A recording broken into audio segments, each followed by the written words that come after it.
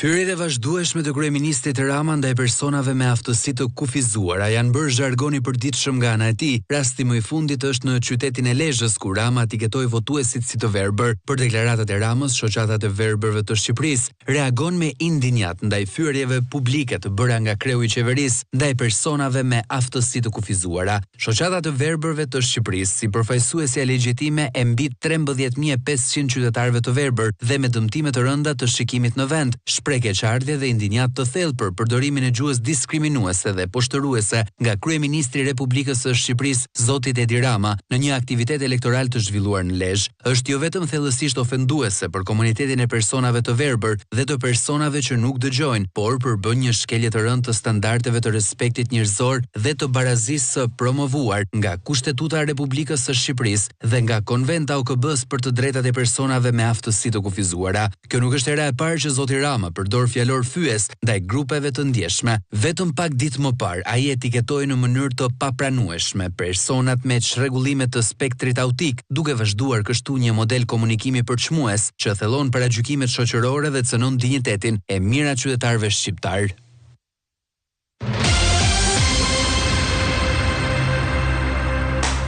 Jemi në transmetim të drejt për drejt, miq të dashur, di që janë shumëta mesazhet tuaja dhe telefonatat që janë rezervuar, sidoqoftë do t'i postojmë pak ato për shkak se duhet t'i japim hapësirë atyre që kanë më pak hapësirë në mediat tona, veçanërisht kanë gjetur hapësirë negative tani, duke u bërë si objekt për çmimi dhe talli nga ana e kreut të qeverisë, një kod gjuhësor, le të themi që nuk ndihmon askënd në këto momente, pavarësisht tisit dhe kamuflimit me ironi. Alban Hoxha është me mua, është një djalosh simpatik, pjesë e komunitetit personave që nuk shikojnë në vendin ton, edhe pse ka pasur një kalvar shëndetësor, si të qoftë entuziazmin e ka të madh Albani. Mirëmëngjes, mirëserdhje. Atëherë përshëndetje Flavio, mirëmëngjes ju, mirëmëngjes dhe teleshikuesve. Së pari urime për emisionin. Është në të vetmit emisione që nuk e trajton shumë mirë aktualitetin dhe nuk merret me çështje që nuk i interesojnë shqiptarëve. E vlerësoj shumë çdo fjalë tënde, Alban, edhe me që jemi të çdo fjalë që është për të vlerësuar, le të kalojmë drejtën në thelb. Si duken këto fjalët dhe gjua e kryeministit? Pati një reagim nga kreu i komunitetit? Dje patëm një reagim nga organizata jonë, shoqata e verbërve të Shqipërisë. Të themi të drejtën, Flavio, ky kryeministri ka si vizion të vetin ofendimin ndaj kujtdo tashmë. Kjo fushat është fushata që është më agresive që ai po bën. Në fakt ai e nisi ndaj personave me probleme të autik dhe tani e vazhdon me personat që nuk shikojnë dhe ata që nuk dëgjojnë, duke thënë qorra, shurdha, ose sakat, kur ka thënë disa kohë më parë. Po, qyryk gjithashtu. Po, dhe qyryk. Edhe qyrykës më mungoj se është leitmotivi fushatës së kryeministit. Gjithashtu, këtë gjë nuk e ka për herë të parë, nuk është vetëm në këtë fushat. Gjithashtu e ka bërë këtë në kohën e protestës studentëve në vitin 2021, gjithashtu më parë kemi... Më vjen keq në fakt, Flavio, se kemi disa institucione si avokati i popullit, ose komisioneri kundër diskriminimit që është... Gajda. Janë në gjumë të thellë. Është një përgjumje. Mua më ka shkruajtur 3 herë komisioneri kundër diskriminimit me kërcënime. Më ka marrë letra. Po me sa duket nuk shoh kryeministrin se nuk e ndjek ndoshta. Le ta mirë kuptojmë këtu, le ta mirë kuptojmë. Normal se ne ndoqja dhe atë podcastin e Sonila Meços kur kolegja juaj Marci Korreshi telefononte. E vërtet, absolutisht. Janë çik zën, kanë punë tjera të shkretët. Alban, dëgjoj, si e keni diskutuar me njëri tjetrin, me kreun e organizatës që e kanë pasur këtu në studio? Pse menduat që duhet të reagonit për këtë lloj fjalori? Menduam se duhet të reagohet sepse kjo është e papranueshme, është fyesa një parapunës.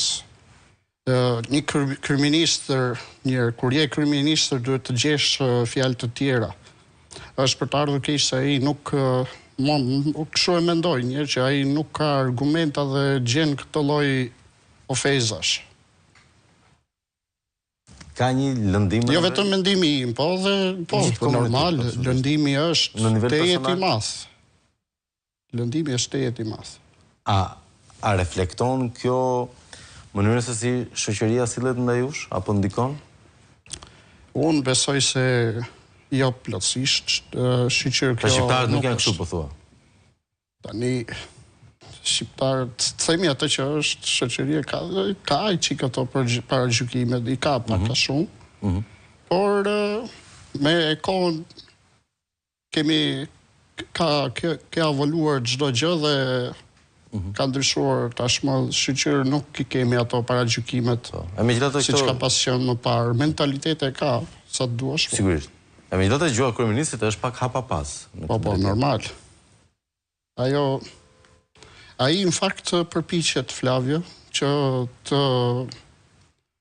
të bëj dhe shoqërinë ta kthejë në dhunë.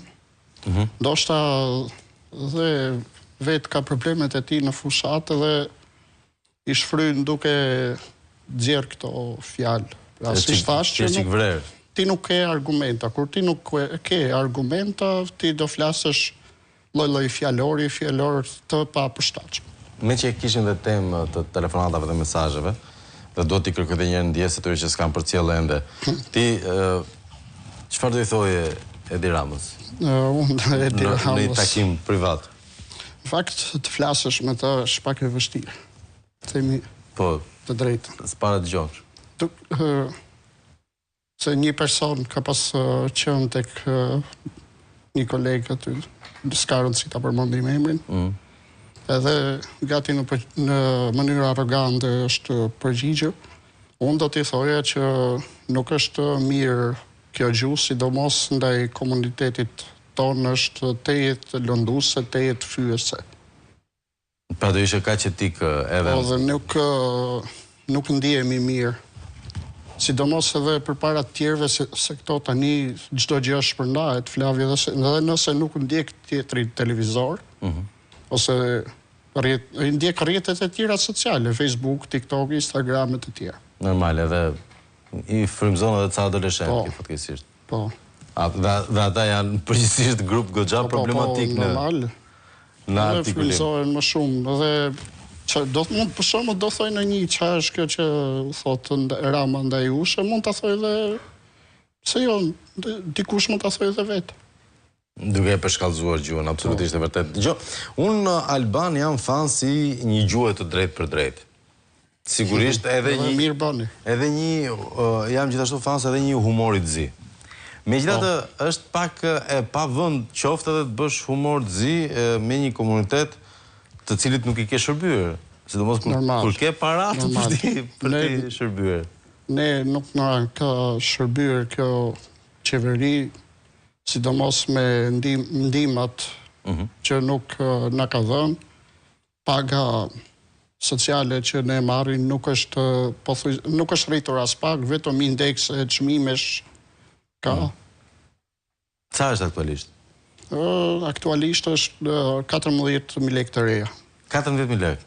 Edhe është e pakët për të na ndihmuar neve për çdo gjë, për ekonominë, për pavarësimin njërë. Po, dhe për pavarësimin tonë, po. Ne na duhet gjithashtu dhe ndihma e shoqëruesit.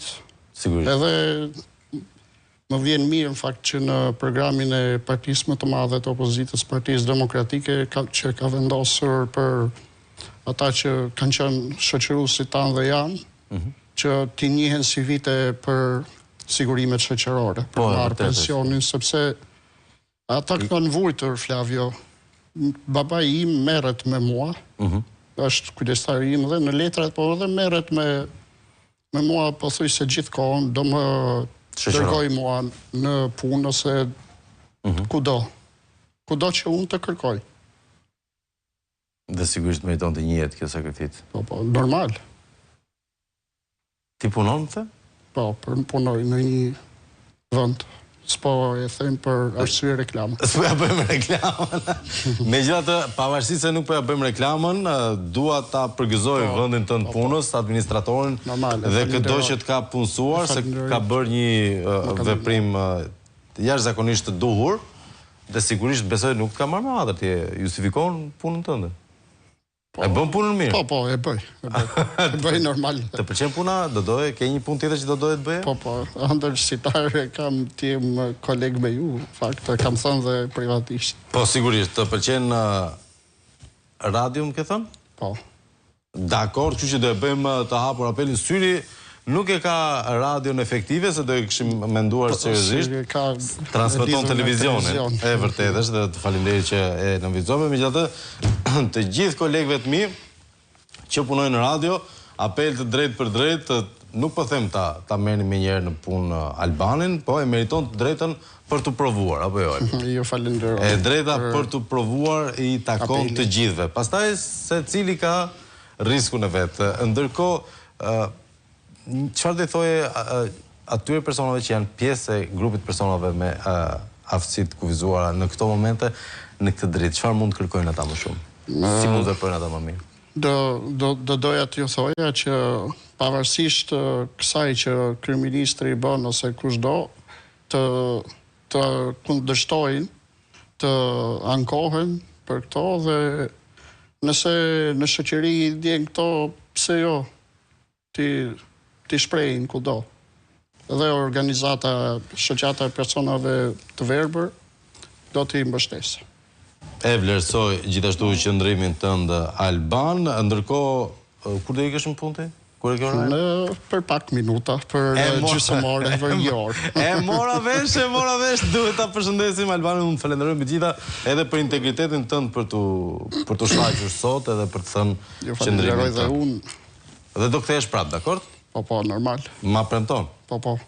Pa e prishur punë, sigurisht, pa munguar në punë, do vi sërish Alban Hoxha, e përshëndesim... Dhe një apel tjetër për datën 11, keni kujdes, kur ta merrni fletën e votimit, mos kaloni numri 1. Kjo ishte e papritur dhe e pa kërkuar, kështu që është qëndrimi i Albanit. Miq të dashur, ne do kalojmë në shkëputje publicitare, rikthehemi më njëherë pas pak.